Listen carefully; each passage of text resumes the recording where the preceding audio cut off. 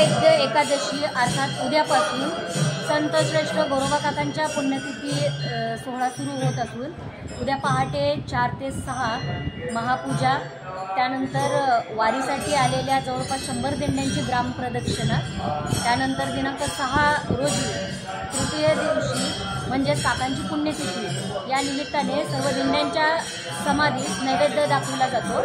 त्यानंतर दिनांक 7 रोजी काकांची पालखी मंदिरातून नृसिंह मंदिर येथे जाते व काल्याचे कीर्तन होते। तर दिनांक 10 रोजी म्हणजे अक्षय तृतीयेच्या दिवशी सोहळ्याची सांगता होते। या सोहळ्याकरिता भाविकांनी येत असताना आपल्या सोन्याची, चांदीची किंवा आपले जे काही पर्स असतील, या आपले जे काही लगेज असतील याची काळजी घ्या।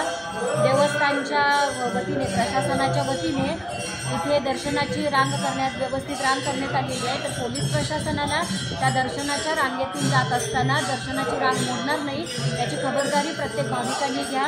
पोलीस प्रशासनाला त्यासाठी सहकार्य करा, मंदिर प्रशासनाला सहकार्य करा।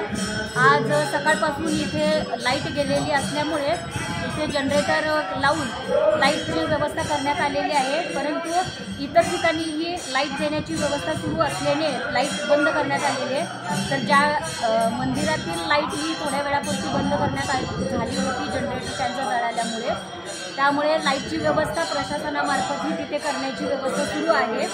तसेच मंदिरातर्फे स्वच्छता मंदिराची करण्यात आलेली आहे। महिलांसाठी स्वच्छतागृह ठिकठिकाणी बोर्ड लावून महिलांसाठी स्वच्छतागृह निर्देशित करण्यात आलेले आहेत। मंदिरामध्ये पिण्याच्या पाण्याची व्यवस्था करण्यात आलेली आहे।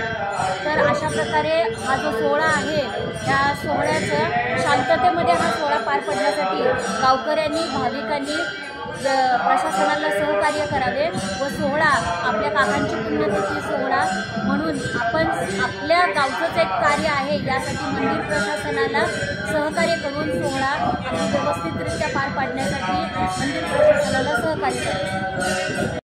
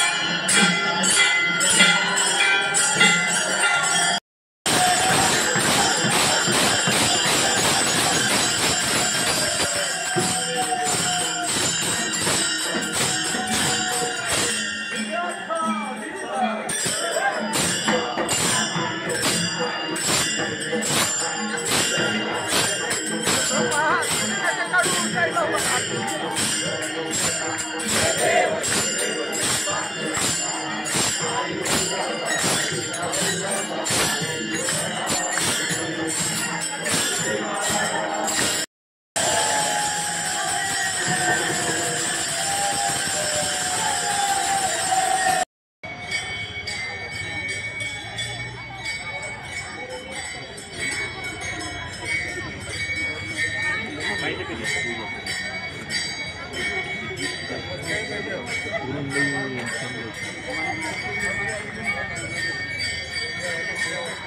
you.